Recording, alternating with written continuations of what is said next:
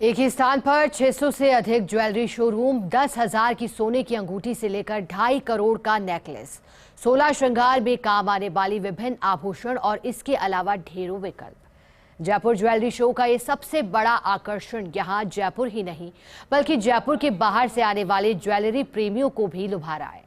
इसी का नतीजा है कि जेजेएस में दूसरे ही दिन आधिकारिक रूप से 15,400 से अधिक लोगों की एंट्री दर्ज हो चुकी है और रविवार को अवकाश के कारण सबसे अधिक संख्या में विजिटर्स के आने की उम्मीद के चलते अब तैयारियां भी पूरी की जा रही हैं। इसी पर एक रिपोर्ट पेश है। जयपुर ज्वेलरी शो में शनिवार को दूसरा दिन बड़ा ही गहमा गहमी वाला रहा। शो में हिस्सा लेने वाले प्रतिभागियों की माने तो यहाँ सुबह 11 बजे से ही आभूषण और अपनी पसंद की ज्वेलरी देखने वालों का तांता सा लग गया। दोपहर 2 बजे बाद लोगों की इतनी भीड़ उमड़ने लगी कि प्रवेश पास की प्रक्रिया वाले सभी काउंटर पर सभी श्रेणी में लोगों की कतारें खत्म होने का नाम ही नहीं ले रही। अधिकतर लोग यहाँ ज्वेलरी पसंद करने के अलावा प्रतिभागी ज्वेलर्स का कार्ड अपने साथ ले जाते हैं, जिसे शो के बाद उसके पास पहुंचकर अन्य विकल्पों में अपनी बजट की ज्वेलरी की खरीद भी करते हैं। जेजेएस आयोजन समिति के चेयरमैन विमल चंद सुराणा का कहना है कि जेजेएस में इस वर्ष की theme emerald your stone your story को ध्यान में रखते हुए जेजेएस में एमरल्ड रत्न और आभूषणों को एक खास स्थान दिया गया। इसका प्रभाव यह है कि जेजेएस के हॉल नंबर में कुछ विशेष स्थान पर रंगीन रत्नों और पन्ने में रुचि लेने वाले जौहरियों की बड़ी संख्या देखी जा सकती है। जेजेएस सचिव राजीव जैन ने कहा कि इस बार जेजेएस आयोजकों ने ज्वेलरी से संबंधित किसी भी क्षेत्र में आने को उत्सुक युवाओं की मदद के लिए टाई के सहयोग से तराश के नाम से एक पहल की शुरुआत की।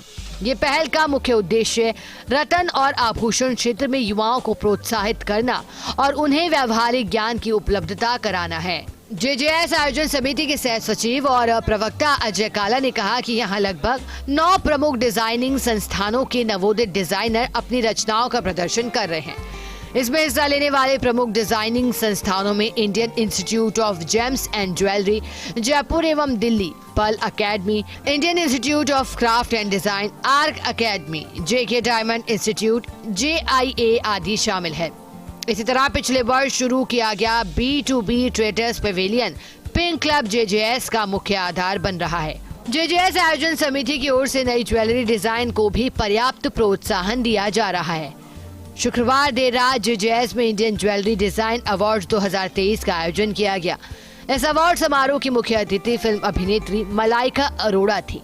इसमें KGK समूह के अध्यक्ष और हीरो के क्षेत्र में विशेष कारोबार करने वाले नवरत्न कोठारी को रत्न और आभूषण व्यापार में उत्कृष्ट योगदान के लिए लाइफ टाइम अचीवमेंट पुरस्कार से सम्मानित किया गया।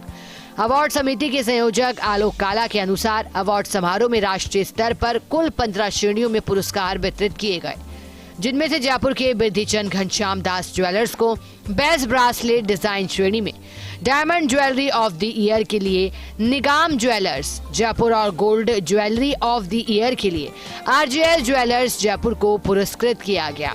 जयपुर ज्वेलरी शो में दूसरे दिन आगंतुकों का तांता लगा रहा। सुबह 11 बजे से लोगों का जो आगमन शुरू हुआ है वह शाम 4 बजे तक लगातार रहा।